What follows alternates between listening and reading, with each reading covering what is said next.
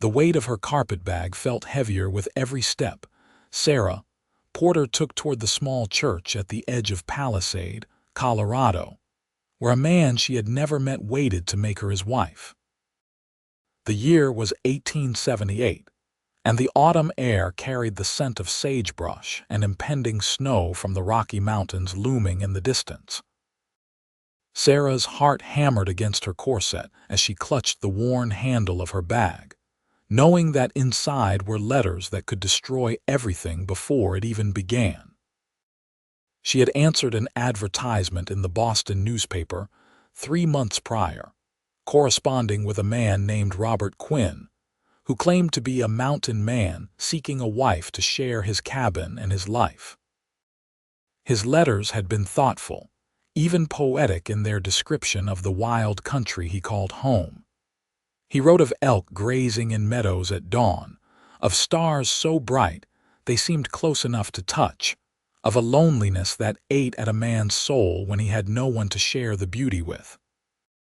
Sarah had been charmed, then cautiously hopeful, and finally desperate enough to board a train westward with a ticket purchased by a stranger who promised her a new beginning. What Robert Quinn did not know, what no one in this dusty frontier town could know, was that Sarah Porter was not her real name. She was not the wholesome schoolteacher from Massachusetts she had claimed to be in her letters. The bag she carried contained evidence of a life she was fleeing, a past that haunted her dreams and drove her across a continent to escape its clutches. The church was small and weathered, its white paint peeling from harsh winters and scorching summers.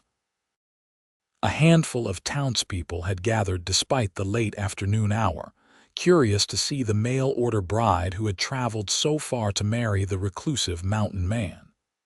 Sarah paused at the door, her breath coming in short gasps that had nothing to do with the thin mountain air.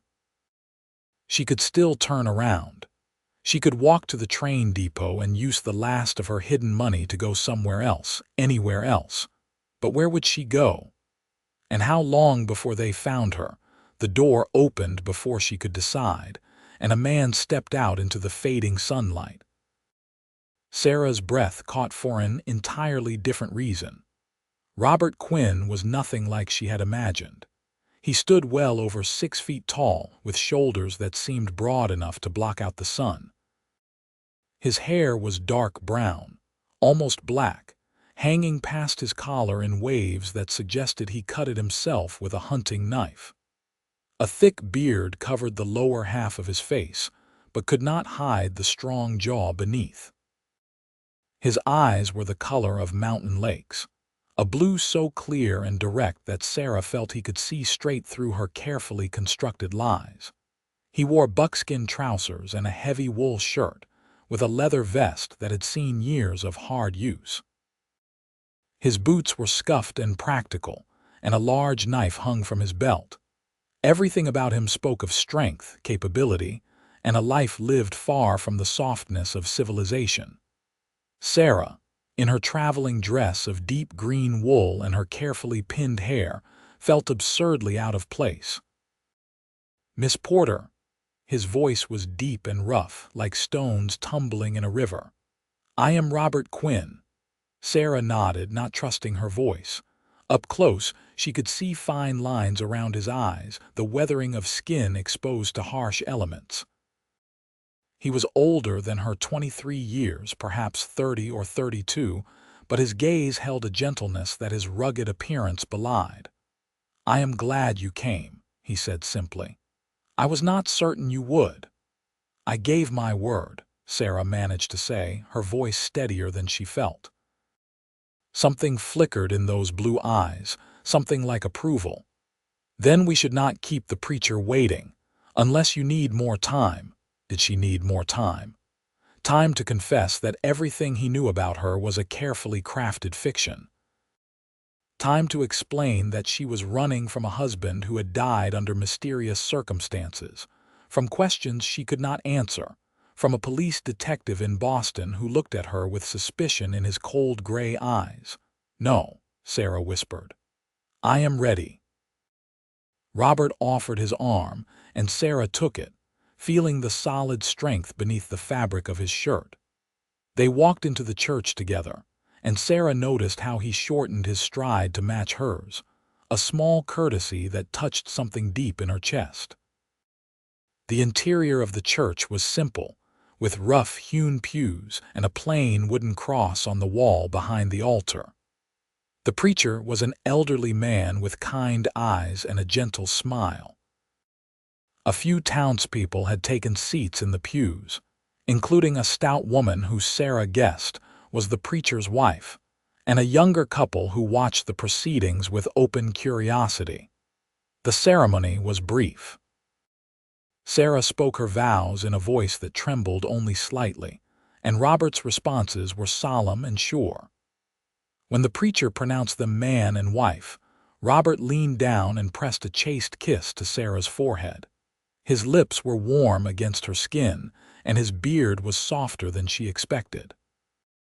The small gathering applauded politely, and then it was done. Sarah Porter, who was not really Sarah Porter at all, was now Sarah Quinn, wife to a mountain man she had known for less than 15 minutes. The preacher's wife, who introduced herself as Martha Henderson, had prepared a simple meal for them in the small house next to the church. Cold chicken, fresh bread, and apple preserves that tasted of late summer orchards. Sarah ate mechanically, aware of Robert's presence beside her, of his careful politeness as he passed her dishes and made small talk with the few townspeople who had stayed. He did not touch her beyond what propriety demanded, did not crowd her or make assumptions.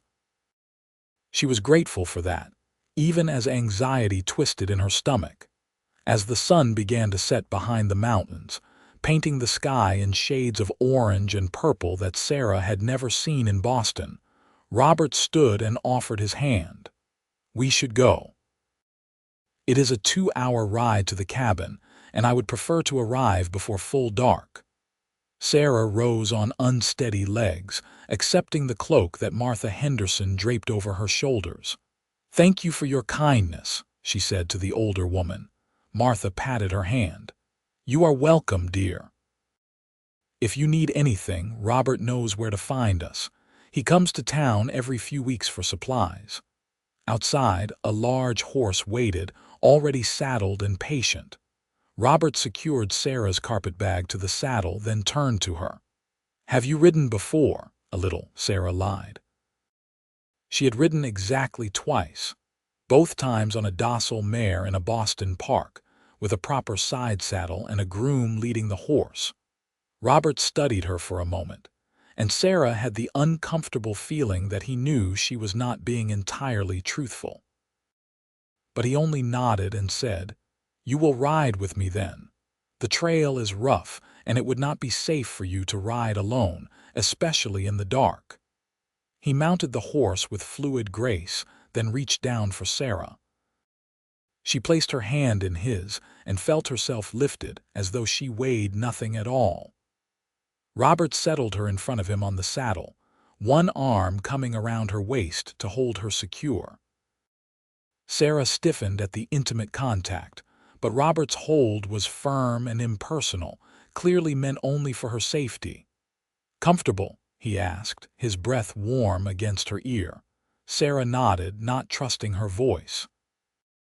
She had not been this close to a man since her husband had died 6 months ago, and the proximity stirred memories she would rather forget. They left Palisade behind, following a narrow trail that led up into the foothills of the Rockies. The terrain grew steadily steeper and more wild, with towering pine trees closing in on either side of the path.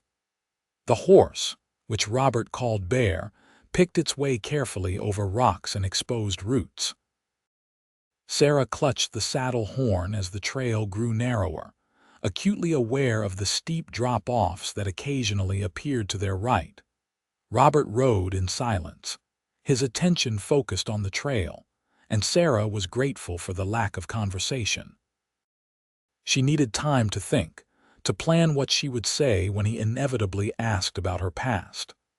The rhythmic movement of the horse and the warmth of Robert's body behind her were oddly soothing despite her anxiety. She found herself relaxing slightly, leaning back against his chest. "Tell me if you grow too cold," Robert said after a while. "I have another blanket in the pack." "I am well enough," Sarah replied, though the temperature had dropped noticeably as they climbed higher. "The cabin is warm," Robert continued.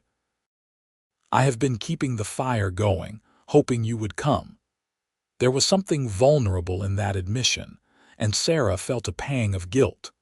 This man had been preparing for her arrival, hoping for a companion to share his solitary life. And she was bringing nothing but lies and danger to his doorstep. The trail opened suddenly onto a small meadow, and Sarah caught her breath at the sight before her. A cabin stood in a clearing, solidly built from logs that gleamed golden in the last rays of sunlight. Smoke curled from a stone chimney, and the windows glowed with warm light. Behind the cabin, the mountains rose up in majestic peaks, their summits already dusted with snow. A small barn stood to one side, and Sarah could see the glint of water from what must be a stream or creek nearby. "This is home," Robert said quietly, and Sarah heard the pride in his voice. It was beautiful. Wild and remote, yes, but beautiful in a way that made Sarah's throat tighten. She had expected something crude and barely habitable, but this was clearly a place built with care and intention. Robert dismounted and helped Sarah down, his hand spanning her waist as he lifted her from the saddle. Her legs were shaky from the long ride, and she stumbled slightly. Robert steadied her, his grip gentle but firm. "Come inside," he said. "I will tend to Bear and then join you." Sarah walked to the cabin door on trembling legs, pushing it open to reveal the interior. A fire burned brightly in a large stone fireplace, casting dancing shadows on the log walls. The main room was larger than she expected, with a solid table and chairs, shelves lined with books and supplies, and a kitchen area with a cast iron stove. Furs and woven blankets covered the floor, and the whole space had an air of masculine comfort. To one side, she could see a doorway that must lead to a bedroom. Sarah set her carpetbag down and moved closer to the fire, warming her hands. Her mind raced with possibilities and fears. What would happen now? Would Robert expect to consummate their marriage tonight? The thought made her stomach clench with a mixture of fear and something else she could not quite name. The door opened and Robert entered, carrying her bag and a bundle of supplies. He set them down and removed his hat, hanging it on a peg by the door. Without the hat, Sarah could see his face more clearly in the firelight. There were scars there, thin white lines on his forehead and along one cheek, the marks of a hard life in unforgiving country. "Are you hungry?" he asked. "I have stew that has been cooking all day." "A little," Sarah admitted. In truth, her stomach was too knotted with anxiety to feel much appetite, but the stew smelled rich and savory, and she knew she should eat. Robert ladled the stew into 2 wooden bowls and set them on the table, along with thick slices of bread and mugs of water. They sat across from each other, and Sarah forced herself to eat, aware of Robert's eyes on her. He ate with the efficiency of a man used to solitary meals, but his table manners were decent, better than she had expected. "The cabin is very nice," Sarah said, breaking the silence. "You built it yourself, with help from some men in town," Robert replied. "That was 5 years ago when I first decided to settle here permanently. Before that, I trapped and hunted, moving with the seasons. But a man grows tired of that life eventually. He wants a place to call his own." "And you have been alone here all this time?" Robert nodded. "I go to town for supplies and to sell furs and game, but yes, mostly alone. It is a beautiful place, but beauty is cold comfort when there is no one to share it with." Sarah looked down at her bowl, guilt and fear warring in her chest. "I must tell you something," she said before she could lose her nerve. "There are things you do not know about me, things I did not write in my letters." Robert set down his spoon and waited, his blue eyes steady on her face. Sarah's hands trembled as she gripped the edge of the table. "I have secrets," she whispered nervously, the words tumbling out in a rush. "Things in my past that I am not proud of, things that might put you in danger if anyone ever found out." The silence that followed felt like an eternity. Sarah could not bring herself to look at Robert's face, could not bear to see disgust or anger in those clear blue eyes. She waited for him to demand answers, to call her a liar, to send her away into the night. Instead, she heard the scrape of his chair as he pushed back from the table. Sarah flinched, but Robert did not rise. When she finally dared to look up, she found him leaning back in his chair, his expression thoughtful rather than angry. "Keep them," Robert said quietly. "I will love you anyway." Sarah stared at him, certain she had misheard. "What?" "Your secrets," Robert said, his voice gentle. "Keep them if you need to. Whatever brought you here, whatever you are running from, it does not matter to me. You are my wife now. I made a vow before God to honor and protect you, and I mean to keep it." Tears sprang to Sarah's eyes, hot and unexpected. "You do not understand. I could bring trouble to your door. People might come looking for me." "Let them come," Robert said with a calmness that was somehow more intimidating than any show of force could be. "This is wild country, Miss Sarah. Mrs. Quinn, I should say. Things happen in wild country. People disappear. If someone comes here meaning you harm, they will find that I am not an easy man to deal with." "But you do not even know what I have done," Sarah protested. "Have you killed anyone who did not deserve it?" The question was so direct, so unexpected that Sarah could only blink at him. "No, I mean I did not kill anyone at all, but my husband died, and there are people who think I might have had something to do with it." Robert's expression did not change. "Did you?" "No," Sarah said firmly. "But I was glad when he died. Does that make me a terrible person?" "That depends on what kind of man he was," Robert replied. He leaned forward, resting his forearms on the table. "Sarah, I am not a fool. I knew when I placed that advertisement that any woman desperate enough to marry a stranger and come west was likely running from something. Women do not leave everything they know behind without good reason. I am not asking you to bare your soul to me. I am only asking that you give this marriage, give us a chance. The rest will come in time if it is meant to." Sarah wiped at her eyes with the back of her hand, feeling foolish and overwhelmed. "Why would you do this? You know nothing about me." "I know that you kept your word and came, even though you were afraid," Robert said. "I know that you are honest enough to warn me of trouble, rather than simply hoping I would never find out. I know that you have been hurt by someone, and that takes time to heal. I am a patient man, Sarah. I have waited this long for a wife. I can wait a while longer for her trust." The simple kindness of his words broke something loose in Sarah's chest, and she found herself crying in earnest, great gulping sobs that she could not control. Robert rose from his chair and came around the table, but he did not try to touch her. He simply stood nearby, a solid presence until her tears subsided. "I am sorry," Sarah gasped when she could speak again. "I did not mean to fall apart like that." "You have had a long journey," Robert said gently, "and this is all very new and strange. Come, let me show you where you can sleep." He led her to the bedroom, which was small but comfortable, with a large bed covered in quilts and furs. A washstand stood in one corner with a basin and pitcher of water. Sarah's carpetbag was already there, placed carefully at the foot of the bed. "This is your room," Robert said. "The door has a latch on the inside. I will sleep by the fire tonight and for as many nights as you need." "I will not force myself on you, Sarah. When you are ready to be a wife to me in truth, you will let me know. Until then, we will simply be companions, learning to live together." Sarah turned to look at him, this strange, gentle giant of a man who was offering her safety without demanding anything in return. "Thank you," she whispered. "I do not deserve such kindness." "Everyone deserves kindness," Robert replied. "Rest now. Tomorrow I will show you the property, and we will begin to make a life together." He left, closing the door softly behind him, and Sarah sank onto the bed, her mind whirling with everything that had happened.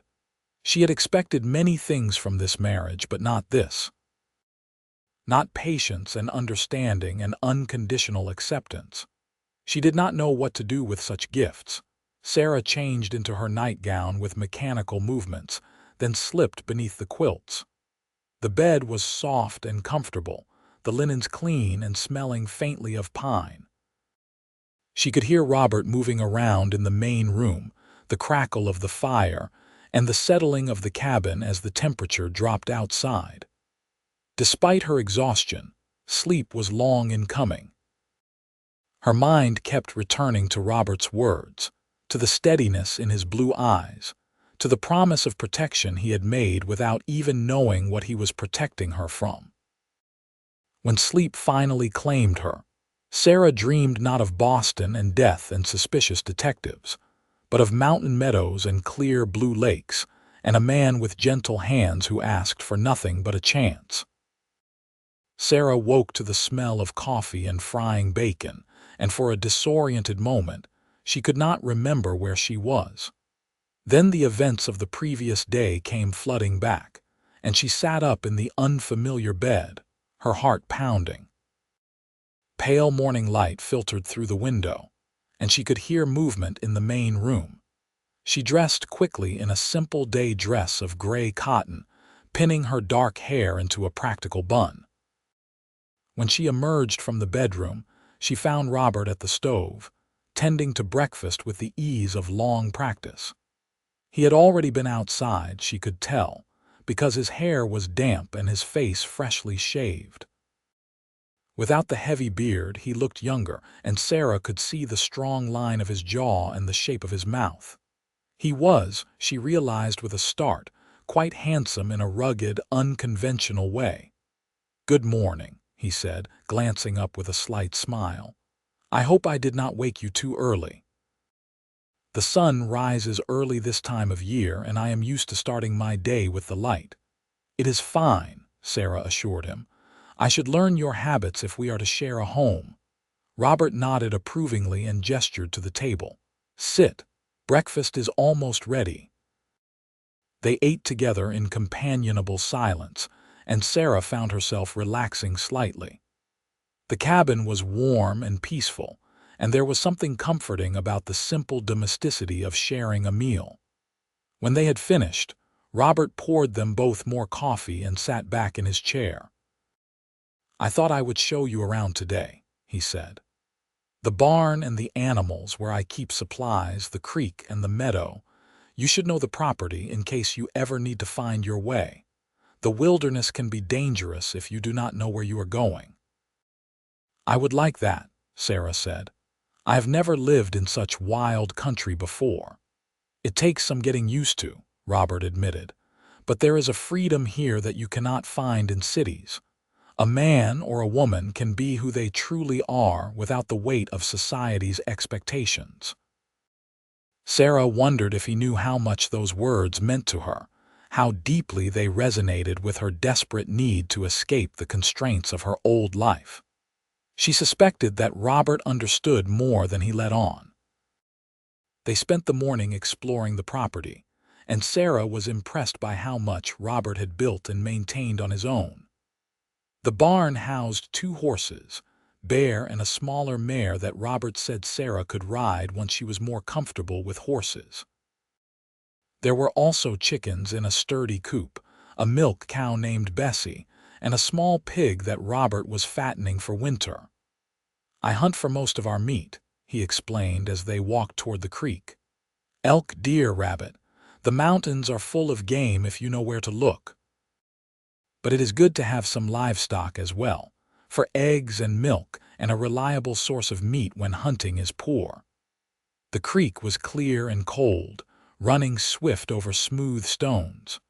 Robert showed her where he kept the milk and butter cool in the water and where the best fishing spots were.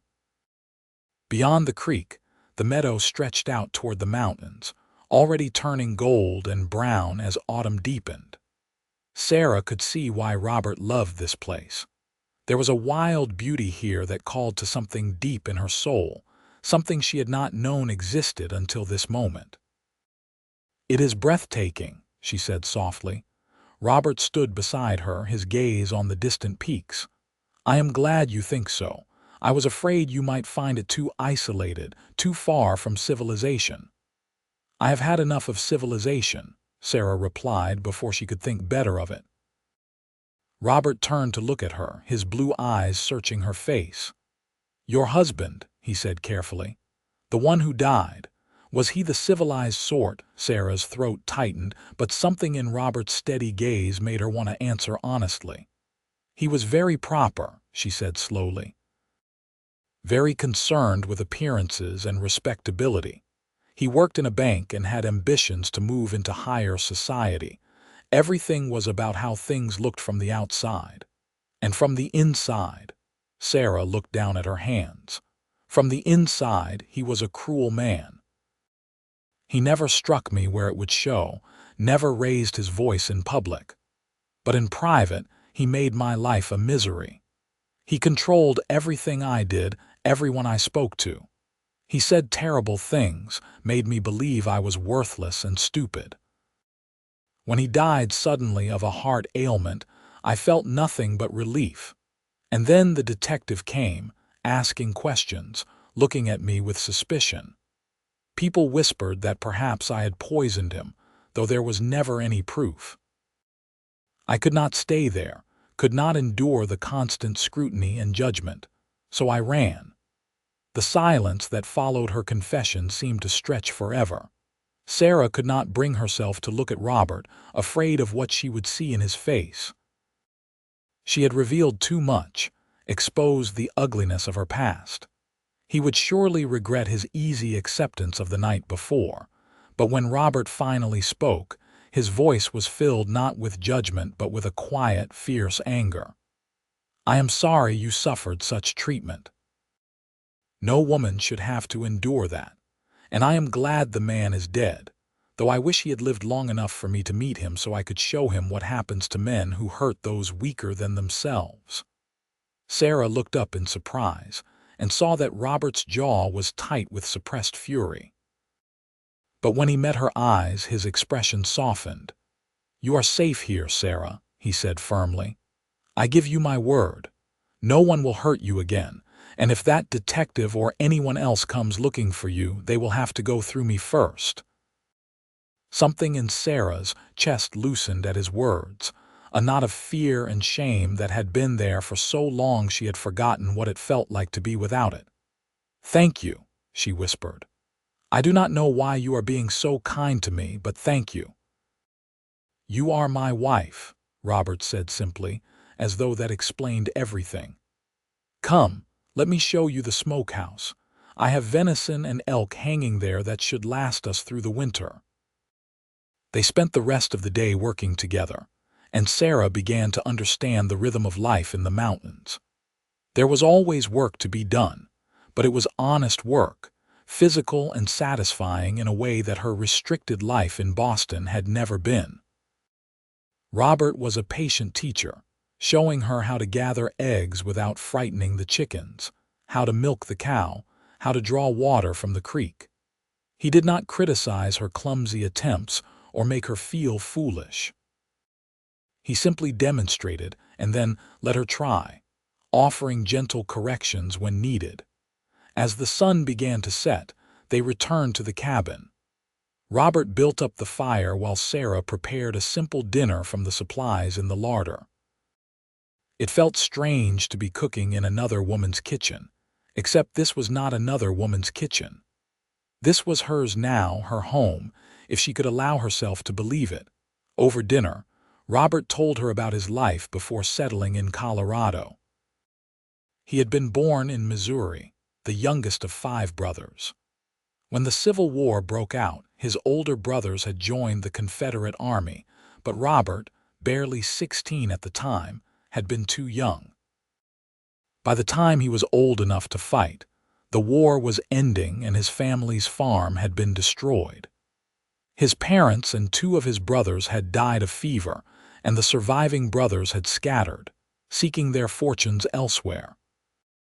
"I went west because there was nothing left for me in Missouri," Robert said. "I worked as a guide for wagon trains, hunted buffalo, trapped beaver in the mountains. I learned to survive in wild country, and I discovered that I preferred it to the so-called civilized world. Too many rules and restrictions in civilization, too many people telling you who you should be and how you should live. Out here, a man is judged by his actions, not by his name or his family." "You ever miss it?" Sarah asked. "Missouri, I mean, your family." "Sometimes," Robert admitted. "I miss my mother's cooking and my father's laugh. I miss the companionship of my brothers. But those things are gone, and there is no bringing them back. I have learned to make peace with loss." Sarah heard the unspoken message in his words. He understood about running from the past, about building a new life from the ruins of the old. They were not so different, she and this mountain man. They had both lost things that could not be recovered, and they were both seeking something new in this wild, unforgiving country. That night, Sarah again retired to the bedroom alone, but she found herself less anxious than before. Robert had proven his word, making no demands on her, treating her with consistent kindness and respect. She was beginning to believe that perhaps, just perhaps, she might find happiness here in this remote mountain cabin with this unexpected husband. The days fell into a pattern as autumn deepened into winter. Robert taught Sarah the skills she would need to survive in the mountains, and she proved to be a quick learner. She learned to shoot his rifle, practicing on targets until her aim was decent if not expert. She learned to preserve food for the winter, to recognize the tracks of different animals, to predict changes in the weather by reading the sky. Robert was unfailingly patient with her mistakes and generous with his praise when she succeeded. Sarah, in turn, brought her own skills to their partnership. She was an excellent cook, far better than Robert, and she took over most of the meal preparation. She organized the cabin, mending his clothes and adding small touches of comfort and beauty. She raided his limited supply of fabric and made curtains for the windows, and arranged wildflowers in jars when the season still allowed. She read aloud to him in the evenings from his collection of books, her voice filling the cabin with stories of adventure and romance. Slowly, gradually, they were building something together, not just a household but a partnership, a friendship. Sarah found herself looking forward to Robert's company, to his dry sense of humor and his thoughtful observations. She began to notice small things about him, the way he hummed tunelessly while doing chores, the care he took with his animals, the gentleness in his hands when he handled fragile things.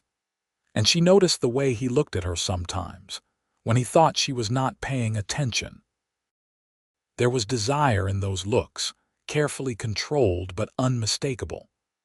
Robert was a man, after all, and she was his wife. He had been nothing but honorable in respecting her need for time, but Sarah knew that eventually he would hope for more from their marriage than companionship. The thought no longer filled her with dread. Her husband in Boston had taught her to fear physical intimacy, to associate it with pain and humiliation. But Robert was nothing like that man. Robert was patient and kind and strong. He had promised to protect her, and he had kept that promise.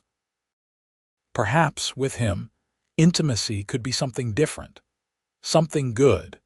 The first snow came in late October, dusting the mountains with white and turning the world into a wonderland of crystal and ice. Sarah stood at the cabin window, watching the fat flakes fall, and felt an unexpected surge of contentment. She was warm and safe and, for the first time in longer than she could remember, at peace.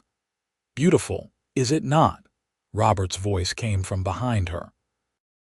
Sarah turned to find him watching her with that soft expression she was coming to recognize.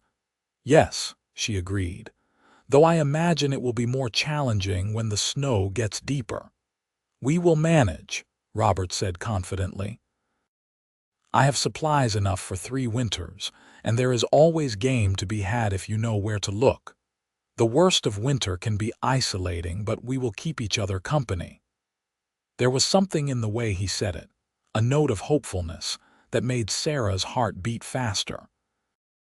They had been married for nearly 6 weeks, living together in close quarters, sharing meals and work and conversation. They had learned each other's habits and preferences, had grown comfortable in each other's presence. But they were still, in many ways, strangers who had never touched beyond the accidental brush of hands. Sarah took a deep breath, gathering her courage. "Robert, I want to thank you for your patience with me. I know this has not been a normal marriage, and you have been very understanding about giving me time, but I think I am ready now if you are willing to be a true wife to you." Robert went very still, his blue eyes searching her face. "Are you certain? I do not want you to feel obligated, Sarah." "I am content to wait as long as you need." "I am certain," Sarah said, and she was surprised to find it was true. She trusted this man, perhaps more than she had ever trusted anyone.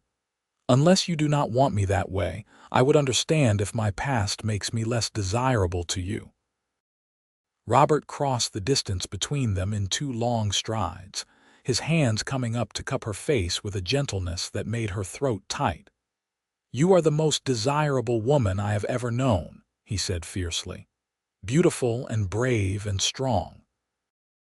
I have wanted you since the moment I saw you step off that horse in Palisade, but I will not rush you, Sarah. If you are truly ready, then I am honored, but if you need more time, I will wait." Sarah reached up and covered his hands with her own. "I am ready," she repeated. "I want this. I want you." Robert's kiss was nothing like the brutal, demanding kisses her first husband had forced on her. This was gentle and questioning, giving her time to respond or pull away. Sarah leaned into him, opening her mouth under his, and felt a warmth unfurl in her belly that had nothing to do with the fire crackling in the hearth. Robert's arms came around her, pulling her close but not trapping her. She could feel the strength in him, carefully leashed, and it made her feel safe rather than afraid. When they finally broke apart, both breathing hard, Robert rested his forehead against hers. "I will try to be gentle," he promised. "If I do anything that frightens you, you must tell me." "I will," Sarah whispered, and let him lead her to the bedroom that had been hers alone for 6 weeks. What followed was a revelation. Robert was as patient and careful with her body as he had been with her heart, taking his time, ensuring her comfort and pleasure before seeking his own. Sarah had not known that intimacy could be like this, tender and loving and achingly sweet. When it was over and they lay tangled together beneath the quilts, she found tears streaming down her face. "Did I hurt you?" Robert asked immediately, concern evident in his voice. "No," Sarah said, laughing through her tears. "No, you did not hurt me at all. I am crying because I am happy. I did not know it could be like that. I did not know I could feel like this." Robert pulled her closer, tucking her head beneath his chin. "I am glad," he said simply. "You deserve to be happy, Sarah. You deserve to be loved." They fell asleep like that, wrapped in each other's arms, and when Sarah woke in the morning, it was to find Robert's blue eyes watching her with such tenderness that her breath caught. "Good morning, wife," he said softly. "Good morning, husband," Sarah replied, and felt her heart expand with joy at the word. Their marriage became a true union after that night, and Sarah discovered depths of happiness she had not known existed. Robert was an attentive lover, always concerned for her pleasure, and their physical relationship grew more passionate and comfortable as the weeks passed. But it was more than just physical. They talked for hours in the evenings, sharing their thoughts and dreams and fears. They worked together during the days, falling into a rhythm that felt natural and right. They laughed together, at small mishaps and private jokes, and Sarah realized that she was falling in love with her mountain man. The realization came one morning in early November as she watched Robert chopping wood outside the cabin. His breath puffed white in the cold air, and his muscles flexed beneath his heavy shirt with each swing of the axe. Sarah felt a surge of affection so strong it nearly took her breath away. This man, who had accepted her with all her secrets and flaws, who had given her safety and patience and love without asking for anything in return, had become everything to her. She loved him. The knowledge filled her with joy and terror in equal measure. Because loving someone meant risking loss, meant making yourself vulnerable to pain. And Sarah had already lost so much in her life. But as she watched Robert set down the axe and turn toward the cabin with a smile for her, she knew that the risk was worth it. Love was always worth the risk. Winter settled over the mountains in earnest, and the world outside the cabin became a harsh, frozen landscape. But inside, Sarah and Robert created their own warmth. They spent the long winter evenings reading, talking, making love, and simply being together. Robert taught Sarah to play chess, and she proved to be a formidable opponent, much to his delight. She taught him card games she had learned as a girl, and they played for stakes of kisses and chores. The isolation that Sarah had feared became instead a gift. Here, cut off from the world by snow and distance, they were free to simply be themselves. There were no neighbors to judge, no society rules to follow, no expectations beyond what they created for themselves. They made their own traditions, celebrated their own small victories, built a life that was uniquely theirs. On Christmas morning, Sarah woke to find that Robert had carved her a set of hair combs from elk antler, decorated with delicate patterns of flowers and vines. She cried over the gift, knowing how many hours he must have spent working on it in secret. In return, she gave him a shirt she had sewn from fabric she had unraveled from her old dresses and rewoven, dyed with plant materials she had gathered and experimented with all autumn. It was not perfect, but Robert wore it with pride, and Sarah knew he valued it because she had made it with her own hands. As winter deepened, Sarah found herself thinking less and less about Boston, about the detective who might or might not still be looking for her, about the past she had fled. That life seemed like a dream or a nightmare, something that had happened to a different person. The woman she had been in Boston, frightened and controlled and broken, was not the woman she was now. Here in the mountains with Robert, she had found herself again, or perhaps for the first time. But the past, as Sarah should have known, was not so easily escaped. The trouble came on a clear day in late February, when the snow had begun to melt in the lower elevations, and the promise of spring was a distant but real hope. Robert had ridden into Palisade for supplies, leaving Sarah alone at the cabin for the day. She was not afraid Robert had taught her to handle the rifle, and she was confident in her ability to protect herself from wild animals. Besides, he would be back before nightfall. Sarah was baking bread, enjoying the warmth of the kitchen and the simple pleasure of working with her hands, when she heard horses approaching. Her first thought was that Robert had returned early, but the sound was wrong. Too many horses, moving too fast. She wiped her hands on her apron and went to the window, her heart beginning to pound. 3 men on horseback emerged from the tree line, and Sarah's blood turned to ice. Even from a distance, She recognized the lead rider. It was Detective Horace Marsh from Boston, the man who had questioned her endlessly after her husband's death, who had looked at her with suspicion and barely concealed hostility. And if he had tracked her all the way to Colorado, it meant he still believed she was guilty of murder. Sarah's mind raced. She could bar the door and refuse to come out, but that would only delay the inevitable. She could try to run, but where would she go in the snow, on foot, with armed men on horseback? She could try to shoot them, but there were 3 of them and only 1 of her, and she was not confident enough in her marksmanship to face those odds. Before she could decide on a course of action, the men had reached the cabin. Sarah heard the heavy tread of boots on the porch and then a fist pounding on the door. "Mrs. Harrison." Detective Marsh's voice was harsh and commanding. "I know you are in there. Open the door immediately, Mrs. Harrison." Sarah had almost forgotten that had been her married name in Boston. She felt sick, dizzy with fear, but forced herself to move to the door. Running would only make her look guilty. She had done nothing wrong, she reminded herself. Her husband had died of natural causes. There was no proof otherwise. She opened the door and faced Detective Marsh with as much composure as she could muster. He was a thin man in his 50s, with gray hair and cold gray eyes. His companions were younger, harder-looking men who Sarah guessed were hired guns rather than fellow detectives.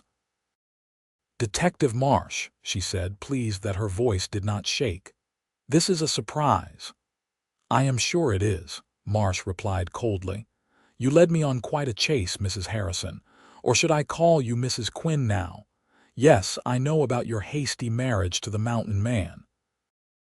Very clever, changing your name and hiding away in the wilderness, but not clever enough."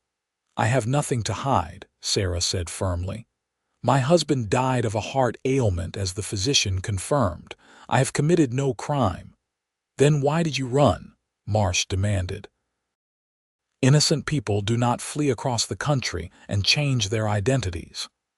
"I ran because people like you were determined to make me guilty of something I did not do," Sarah replied, feeling anger cut through her fear.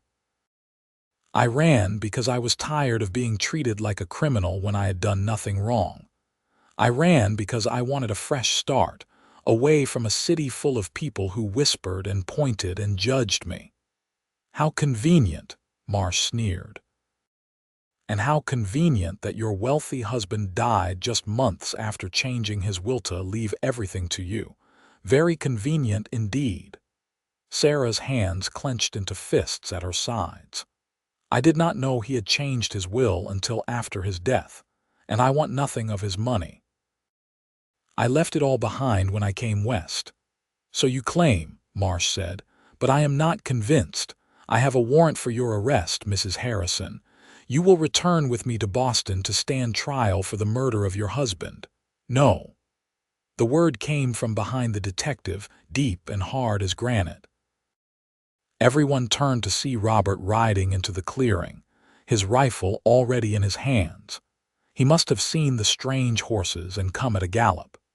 His face was set in lines of fury that Sarah had never seen before, and she suddenly understood why men might find him intimidating. "You must be the husband," Detective Marsh said, his hand moving toward his gun. His companions followed suit, and suddenly the clearing was filled with the tension of potential violence. "I am Robert Quinn," Robert confirmed, swinging down from his horse without taking his eyes off the men. "And that is my wife you are threatening. I suggest you leave my property immediately." "I have legal authority to arrest this woman," Marsh said, holding up a folded paper. "A warrant signed by a judge in Boston. The law is on my side." "Your law has no authority here," Robert said, his voice dropping to a dangerous level. "This is Colorado territory, not Massachusetts, and even if your warrant was valid, which I doubt, you would have to go through me to take my wife. Are you prepared to do that, detective?" The two hired guns shifted nervously, clearly reassessing the situation. Robert might be one man, but he stood with the confidence of someone who knew how to survive in hostile territory, and his rifle was aimed with steady hands. Sarah saw calculation in their eyes, the weighing of money against potential death. "I am prepared to do whatever is necessary to see justice done," Marsh said, but Sarah heard the uncertainty in his voice. "Justice," Robert repeated with scorn.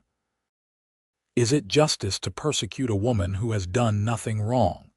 Is it justice to chase her across a continent based on nothing more than suspicion and prejudice? My wife's first husband died of natural causes. There is no evidence of foul play. You are on a personal vendetta, detective, and I will not allow it." "The man was perfectly healthy and then suddenly he died," Marsh insisted. "Someone must answer for that. People die," Robert said bluntly. "Hearts give out, sickness strikes, accidents happen. It is the nature of life. My wife has told me about her first marriage, about the kind of man her husband was. If anyone should be investigated, it should be him, for the way he treated her. But he is dead and cannot be held accountable. What I will not tolerate is you continuing to blame my wife for his death without proof." "I have circumstantial evidence," Marsh began, but Robert cut him off. "Circumstantial evidence is not proof, and it means nothing here. I am giving you one chance to leave peacefully, detective. Take your hired guns and ride back to whatever town you came from. Tell your employers that Sarah Harrison is dead if you like. Tell them she disappeared into the wilderness and was killed by wild animals. Tell them whatever you need to tell them, but you will not take my wife." The standoff stretched for long moments, tension thick in the air. Sarah held her breath, afraid that any movement might trigger violence. She could see Marsh weighing his options, pride and stubbornness warring with self-preservation. Finally, one of the hired guns spoke up. "This was not what we signed on for, Marsh. You said it would be a simple arrest. You did not say anything about facing down an armed mountain man on his own property." "We are leaving," the other man agreed. "You want to die for your pride. That is your business, but we are not getting paid enough for this." Marsh's face flushed with anger and humiliation, but he was smart enough to recognize when he was beaten. "This is not over," he said, trying to salvage some dignity. "I will file a report with the territorial authorities." "You do that," Robert said calmly. "And I will tell them about how you trespassed on my property with hired guns, threatening my wife without proper jurisdiction. See how that plays for your reputation, detective." Marsh glared at Sarah one last time, his eyes filled with frustration and defeat. "You may have escaped justice this time, Mrs. Harrison, but your crimes will catch up with you eventually." "I have committed no crimes," Sarah said quietly but firmly. "Only the crime of surviving a bad marriage and seeking happiness. If that makes me guilty in your eyes, then I suppose I am guilty." The three men mounted their horses and rode away, and Sarah watched them go with a mixture of relief and lingering fear. When they had disappeared into the trees, her legs gave out and she sank to her knees in the snow. Robert was there immediately, dropping his rifle and pulling her into his arms. "It is all right," he murmured against her hair. "They are gone. You are safe." "He found me," Sarah whispered, shaking with reaction. "After all this time and distance, he found me." "And I sent him away," Robert said firmly. "He will not be back, Sarah. Men like that are bullies at heart. They only have power when people are afraid of them. He saw that you are no longer alone and vulnerable, and it broke his power over you." Sarah clung to Robert, drawing strength from his solid presence. "I did not kill my husband," she said, needing him to hear it from her lips. "I swear to you, Robert, he died of a heart ailment. The physician said so. But he had been cruel to me, and I was glad when he died, and I think Detective Marsh saw that gladness and mistook it for guilt. "I believe you," Robert said without hesitation.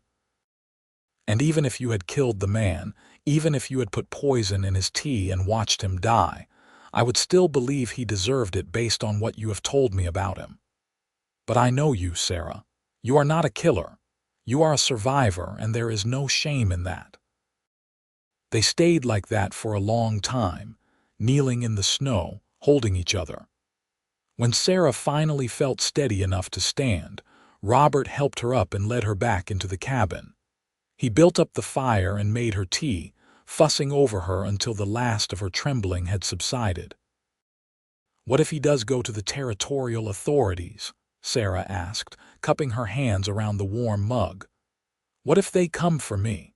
"They will not," Robert said confidently. "Marsh has no real evidence, no jurisdiction, and no standing to make accusations.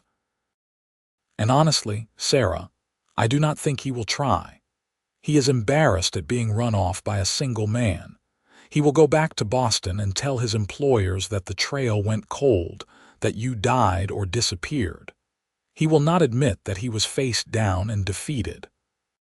Sarah wanted to believe him, but fear still coiled in her stomach. "I brought this trouble to your door, just as I warned you I might. You should have listened to me. You should have sent me away." Robert took the mug from her hands and set it aside, then pulled her into his arms. "Listen to me, Sarah Quinn. You are my wife, my partner, my love. Whatever troubles come, we face them together. I told you on our wedding night that I would love you anyway, secrets and all. Did you think I did not mean it?" "I believed you," Sarah said. "But I did not think it would be tested so soon or so seriously." "Then know this," Robert said, tilting her face up to meet his eyes. "I love you, Sarah. Not despite your past, but including it because your past made you who you are. You are brave and strong and resilient. You survived something terrible and came out the other side. That is not something to be ashamed of. That is something to be proud of." Sarah felt tears spill down her cheeks, but this time they were tears of relief and overwhelming emotion. "I love you too," she whispered. "So much that it frightens me sometimes. I did not think I would ever trust anyone enough to love them, but you proved me wrong." Robert kissed her then, soft and sweet and full of promise. "We are going to be all right," he said against her lips. "Whatever comes, we will face it together." And Sarah, wrapped in his arms, finally allowed herself to believe him. The confrontation with Detective Marsh proved to be a turning point for Sarah. In the days that followed, she found herself finally able to let go of the fear that had shadowed her since leaving Boston. Whether it was Robert's confidence, or the detective's defeat, or simply the passage of time, Sarah felt the last chains of her past falling away. She was Sarah Quinn, wife of Robert Quinn, not Sarah Harrison, widow under suspicion. That old life was truly over, and she was free to embrace her new one without reservation. Spring came to the mountains with a rush of meltwater and bursting green growth. The meadow around the cabin exploded with wildflowers, and the air was filled with the songs of returning birds. Sarah reveled in the beauty of it, spending hours outside working in the garden she and Robert had planted, watching the world come back to life after the long winter. It was during this time that Sarah began to suspect she might be pregnant. She had missed her monthly courses twice, and her breasts were tender and slightly swollen. She felt occasionally nauseous in the mornings, though it passed quickly. The possibility filled her with a complex mixture of joy and terror. She wanted Robert's child, wanted to build a family with him. But pregnancy and childbirth were dangerous, especially in the wilderness, far from doctors and hospitals. She waited another week to be certain before telling Robert. They were working together in the garden one warm afternoon in May when she finally gathered her courage. "Robert, I need to tell you something." He looked up from the row he was hoeing, his face open and attentive. "What is it?" "I think I am going to have a baby," Sarah said, the words tumbling out in a rush. "I am not completely certain, but all the signs are there. If I am right, the baby would come sometime in late autumn or early winter." Robert dropped the hoe and crossed to her in 2 long strides, his hands going to her waist. His face was transformed with joy, his blue eyes shining with an emotion so pure and strong that Sarah felt her own eyes sting with tears. "Truly," he asked, his voice rough with feeling, "we are going to have a child?" "I believe so," Sarah confirmed, laughing as Robert lifted her off her feet and spun her around. "This is wonderful," he said, setting her down gently and then immediately looking worried. "But is it safe? Are you well? Should you be working in the garden?" "I am perfectly well," Sarah assured him. "And women have been working while pregnant since the beginning of time. I will not suddenly become fragile just because I am carrying a child." But Robert's worry was not so easily dismissed. For the rest of that day and in the days that followed, he fussed over her constantly, trying to take over all the heavy chores and insisting she rest more. Sarah found it both endearing and exasperating, and finally had to sit him down for a serious conversation. "I know you are worried," she said, taking his hands in hers. "And I love you for caring so much, but you must let me continue my normal activities. I am healthy and strong, and the work keeps me that way. If I need to rest, I promise I will. But you cannot treat me like an invalid for the next 6 months." Robert sighed, running a hand through his hair. "I am sorry. You are right, of course. It is just that I have never been a father before, and the thought of anything happening to you or the baby terrifies me." "I am frightened too," Sarah admitted. "Childbirth is dangerous, especially out here without a doctor nearby. But women have been giving birth in the wilderness since the beginning of time. We will manage, Robert, together." He pulled her close, resting his chin on top of her head. "Together," he agreed. "Always together." As Sarah's pregnancy progressed, their excitement grew. Robert started working on a cradle in his spare time, carving it from pine and sanding it until it was smooth as silk. Sarah sewed tiny clothes and blankets, marveling at how small a newborn baby must be. They spent their evenings discussing names and making plans, imagining what their child would be like. In late June, they made the trip to Palisade to purchase additional supplies and to speak with Martha Henderson, the preacher's wife, who had assisted with several births in the area. Martha agreed to come when Sarah's time arrived, if the weather and circumstances allowed. She also gave Sarah herbs and advice for maintaining her health during the pregnancy and preparing for the birth.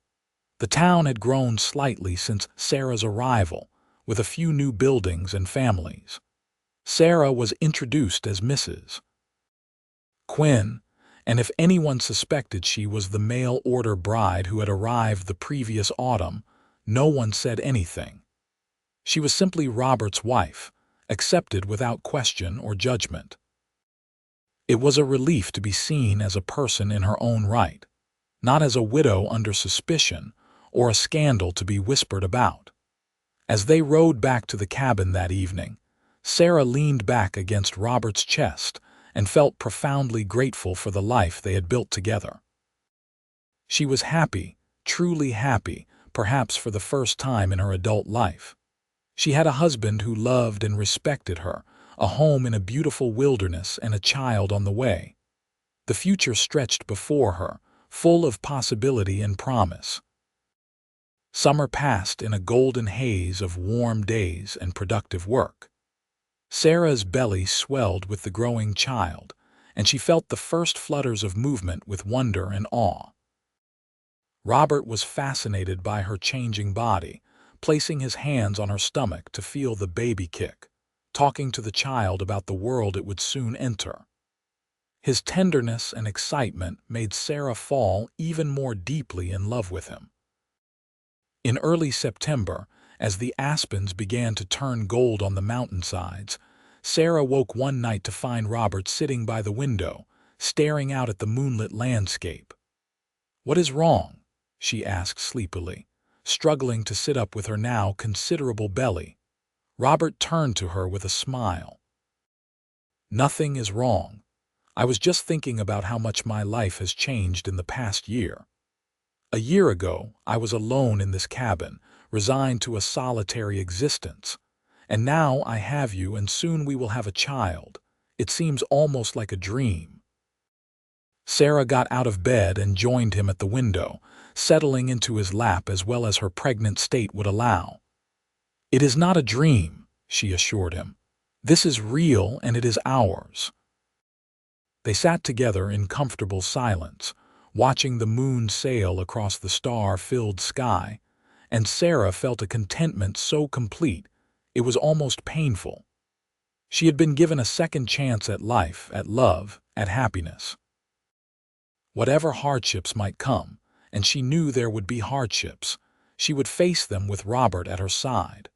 The baby came on a cold night in late November, arriving 3 weeks earlier than expected. Sarah's labor began in the afternoon with mild cramping that steadily intensified. Robert rode immediately to Palisade to fetch Martha Henderson, but the labor progressed quickly, and there was no time to wait. By the time Robert returned with Martha, Sarah was in the final stages of labor, gripping the bed frame and trying to remember to breathe through the contractions. Martha took over with calm efficiency, guiding Sarah through the pushing stage while Robert held her hand and murmured encouragement. The pain was intense, far worse than Sarah had imagined, but she gritted her teeth and bore down with each contraction, determined to bring her child safely into the world. Finally, after what seemed like an eternity but was actually less than 6 hours from start to finish, a baby's cry filled the cabin. Sarah collapsed back against the pillows, exhausted and sweating, as Martha cleaned and wrapped the infant. "You have a son," Martha announced with a smile, placing the tiny bundle in Sarah's arms. "A healthy, strong boy." Sarah looked down at her son, at his red, wrinkled face and shock of dark hair, and felt her heart expand with a love so fierce it took her breath away. Robert leaned over her shoulder, his eyes wide with wonder, one finger gently stroking the baby's tiny hand. "He is perfect," Robert whispered. "Absolutely perfect. What will you name him?" Martha asked as she tidied up. Sarah and Robert looked at each other, and Sarah saw her own emotions reflected in his eyes. "We talked about several names," Sarah said, "but looking at him now, I think he looks like a James Robert Quinn." "After no one in particular," Robert added. "Just a strong name for a strong boy. A fresh start with no ties to the past." Martha nodded approvingly. "James Robert Quinn. A fine name indeed." Little James was a good baby, healthy and strong as Martha had declared. He nursed well and grew rapidly, filling out into a chubby, contented infant. Sarah recovered quickly from the birth, though she was grateful for Martha's willingness to stay for a week to help with the initial adjustment. Robert was a devoted father from the first moment, walking the floor with James when he fussed, changing his diapers without complaint, and gazing at his son with an expression of bemused wonder. "I cannot believe we made this," he said one night as they watched James sleep in his carved cradle. "This perfect little person who is half you and half me." "He has your eyes," Sarah observed, "that same clear blue." "And your determination," Robert replied with a laugh. "When he wants to nurse, he will not be denied." They settled into a new rhythm as a family of 3. The cabin felt more crowded but also more complete, filled with the sounds of a baby's cries and coos and laughter. Sarah had never imagined she could be so happy, so content with the simple domesticity of caring for her husband and child.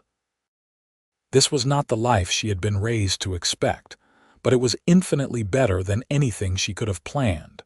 Winter came again, But this time the isolation was filled with warmth and love. James grew and changed daily, learning to smile and laugh and track objects with his eyes.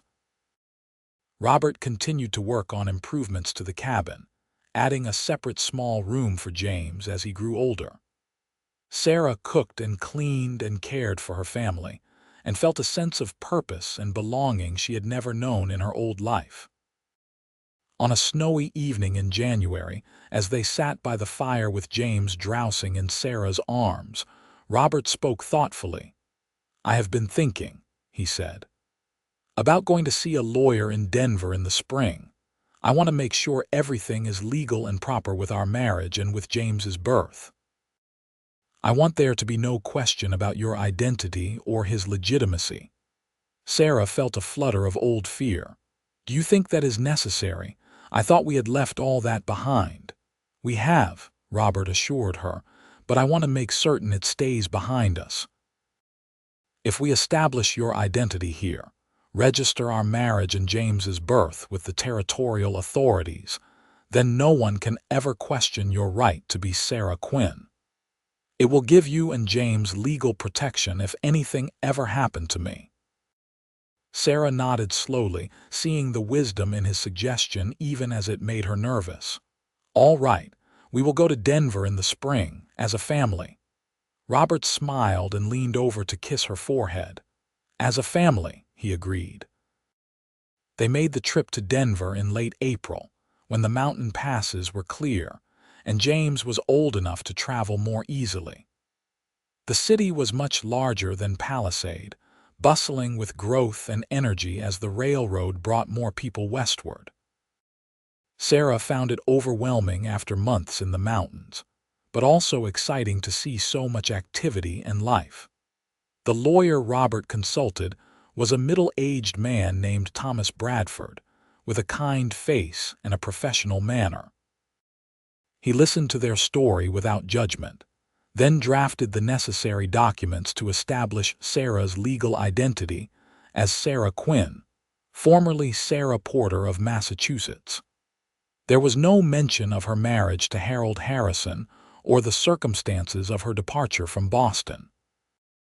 As far as the law was concerned, Sarah Porter had come west, married Robert Quinn in Palisade, Colorado, and given birth to a son. All perfectly legal and proper. "This should protect you from any future questions," Bradford assured them as they signed the documents. "Your marriage and your son's birth are now registered with the territorial government. Even if someone from your past were to come looking, they would find only Sarah Quinn, a respectable married woman with a child and a husband." Sarah felt a weight lift from her shoulders that she had not even realized she was carrying. This was the final piece of her new life, the legal confirmation that Sarah Harrison no longer existed. She was Sarah Quinn, and that was all anyone needed to know. They celebrated by staying in Denver for 3 days, visiting shops and restaurants and showing James the wonders of the city. But by the 3rd day, they were all ready to return to their mountain home. The city was entertaining, but it was not where they belonged. Their hearts were in the wilderness, in the cabin they had built together into a home. The years that followed were busy and full. James grew into a sturdy, energetic boy who loved the mountains as much as his father did. Robert taught him to track animals, to fish in the creek, to recognize plants and read the weather. Sarah taught him his letters and numbers, using the books in Robert's collection to give their son an education that might not be formal but was certainly thorough. When James was 3, Sarah found herself pregnant again. This time the pregnancy was easier, perhaps because she knew what to expect, and in the summer of 1882 she gave birth to a daughter they named Eleanor Sarah Quinn. Eleanor had Sarah's dark hair and delicate features, but her father's adventurous spirit. Even as an infant, she was curious and alert, always watching everything around her with bright, intelligent eyes. James was initially skeptical of his new sister, but quickly became protective and loving. Sarah would often find him sitting by Alina's cradle, telling her stories about the mountains and the animals that lived there, promising to teach her everything he knew when she was big enough. Life in the mountains had its hardships. There were winters when game was scarce, and they had to ration supplies carefully. There were illnesses and injuries that required care without the benefit of a doctor. There was the constant hard work of maintaining their home and providing for their family. But there was also joy in abundance. The joy of watching their children grow and thrive. The joy of working alongside each other, partners in every sense of the word. The joy of falling asleep in each other's arms each night, secure in their love and commitment. In the summer of 1885, when James was nearly 7 and Alina was 3, they had a visitor. A young man rode up to the cabin one afternoon, dusty and tired from travel. Robert greeted him with his rifle in hand, cautious about strangers, but the young man quickly identified himself. "My name is Thomas Quinn," he said. "I am looking for Robert Quinn. I was told in Palisade that he lives here." Robert lowered his rifle, his eyes wide with shock. "Tommy Quinn from Missouri, Uncle Robert." The young man's face broke into a wide smile. "It is you. I cannot believe I finally found you." It turned out that Thomas was the son of one of Robert's brothers, the one who had survived the war and fever. He had spent years tracking down his scattered family and had finally located Robert through a series of inquiries and lucky chances. He had come west hoping to make a new start and to reconnect with the only family he had left. Sarah welcomed Thomas warmly, insisting he stay with them for as long as he liked. Over the next several weeks, Thomas and Robert caught up on years of lost time, sharing stories of their separate lives and grieving together for the family they had lost. Thomas was charming and good-natured, and James and Alina adored their newfound cousin.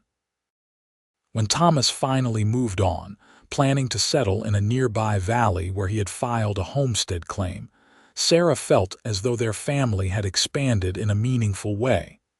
They were no longer completely isolated. They had connections, ties to other people who cared about them.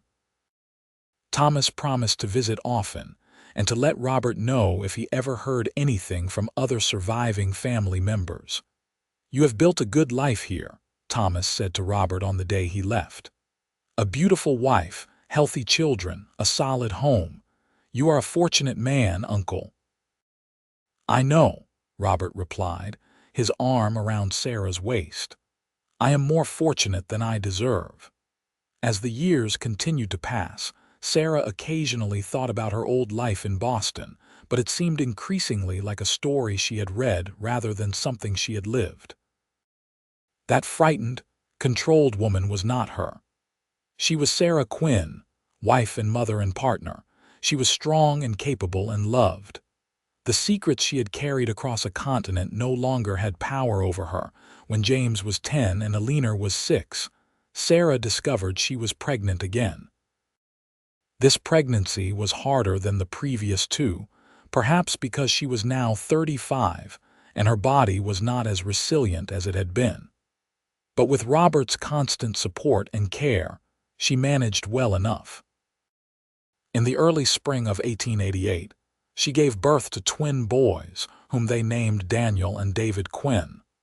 The twins were a handful from the beginning, energetic and mischievous in equal measure. James, now quite the responsible older brother, helped care for them, while Alina mothered them with the seriousness only a 6-year-old could muster. The cabin felt positively crowded with 6 people, and Robert began planning an addition to give them more space. On a summer evening, when the twins were nursing and the older children were playing outside in the meadow, Robert sat beside Sarah on the porch and took her hand. "You remember what you said to me on our wedding night?" he asked. "About having secrets." Sarah nodded, her heart giving an odd little skip. They had not spoken of that conversation in years. I want you to know, Robert continued, that I never regretted telling you to keep them. Whatever those secrets were, they were yours to hold or share as you chose.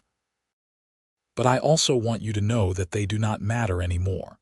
You are not that person who came to me 10 years ago, afraid and running. You are my Sarah, my wife, the mother of my children. Whatever happened before is gone. This is our life now, and it is a good life. Sarah felt tears prick her eyes. It is a very good life, she agreed. The best life I could have imagined. You saved me, Robert, when I came to you all those years ago.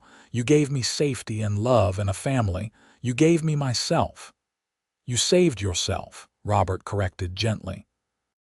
You were brave enough to leave a bad situation and start over. You were strong enough to trust again, to love again. I just gave you a safe place to do it. They sat in comfortable silence, watching their children play in the golden evening light, listening to the familiar sounds of the mountains around them. Sarah thought about the long journey that had brought her here, from Boston to Colorado, from fear to love, from secrets to truth. It had not been an easy journey, but every step had been worth it. I love you, she said, leaning her head on Robert's shoulder. I do not think I say it enough. You say it every day, Robert replied, pressing a kiss to her hair, in 1,000 small ways. And I love you too, Sarah Quinn. More than words can express. As the sun set behind the mountains, painting the sky in shades of orange and pink and purple, Sarah felt a profound sense of peace settle over her. This was where she belonged. This wild, beautiful place, with this gentle, strong man and their 4 beautiful children. She had come to Colorado seeking escape, but she had found so much more. She had found home. She had found love. She had found herself. The children came running up to the porch, James carrying Alina on his shoulders and the twins toddling along behind. And the moment of quiet reflection was broken by the cheerful chaos of family life. Sarah and Robert herded their brood inside for supper, and the cabin filled with laughter and noise and the comfortable mess of a large family. Later that night, after the children were all asleep and Sarah and Robert lay together in their bed, Robert pulled her close and whispered, "Thank you for taking a chance on a lonely mountain man. Thank you for making my life full and rich and happy. Thank you for being my wife." "Thank you for accepting me as I was," Sarah whispered back. "Thank you for loving me without conditions. Thank you for giving me a second chance at life." They fell asleep wrapped in each other's arms, secure in the love they had built together, surrounded by the family they had created. Outside, the mountains stood eternal and unchanging, guardians of the life they had made in the wilderness. And in the morning, there would be new challenges, new joys, new moments to be lived and cherished. But for now, in this quiet moment between day and night, Sarah Quinn was simply content. She had secrets once, carried them like heavy burdens across a continent. But she had found a man who told her to keep them, who loved her anyway, who gave her the freedom to be herself without judgment or conditions. And in doing so, he had freed her from those secrets, robbed them of their power, and replaced them with something infinitely more valuable: love, trust, family, home. These were her truths now, the only secrets worth keeping.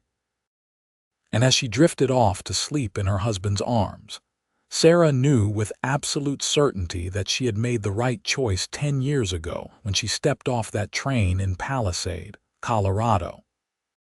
She had taken a leap of faith into the unknown, and she had found everything she never knew she was searching for.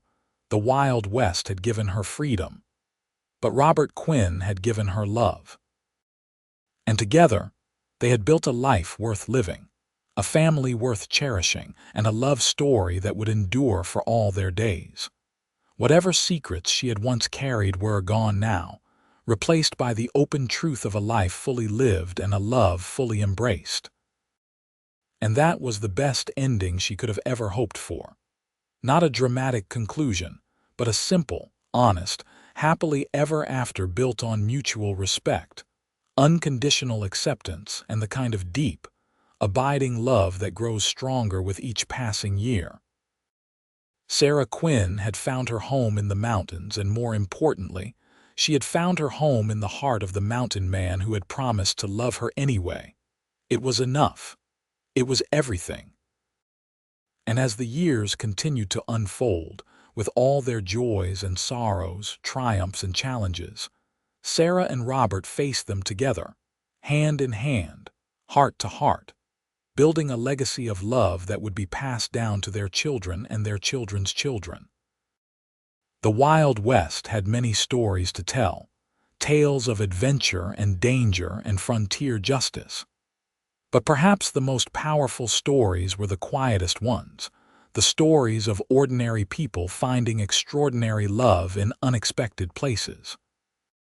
And the story of Sarah and Robert Quinn was one such tale, a testament to the healing power of acceptance, the strength of unconditional love, and the courage it takes to leave the past behind and embrace an uncertain future. They lived long, full lives together, watching their children grow and start families of their own. James became a rancher in the valley below their mountain home. Eleanor married a schoolteacher and became a teacher herself, educating the children of the growing territory. The twins, Daniel and David, remained close to home, building cabins near their parents and helping Robert maintain the property as he grew older. As Colorado changed from territory to state, as the wild frontier was gradually tamed and civilized, the Quinn family remained a constant presence in the mountains. They were known as good people, hard-working and honest, always willing to help a neighbor in need. No one questioned Sarah's past or where she had come from. She was simply Mrs. Quinn, the mountain man's wife, beloved matriarch of a large and thriving family. Robert and Sarah grew old together, their hair turning gray and then white, their bodies showing the marks of hard work and harsh weather. But their love remained constant, a steady flame that warmed them through all seasons. They still held hands as they sat on their porch in the evenings. They still shared quiet conversations and private jokes. They still looked at each other with the tenderness of newlyweds, even after decades of marriage. When Robert finally passed away in his sleep at the age of 78, Sarah grieved deeply but not desperately. They had been given 40 wonderful years together, which was more than many couples could claim. And she knew that he had died happy, surrounded by children and grandchildren, secure in the knowledge that he had lived a good life and been greatly loved.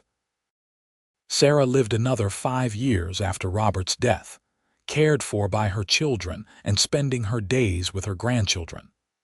She told them stories of the old days, of coming west as a mail-order bride, of building a life in the wilderness with their grandfather.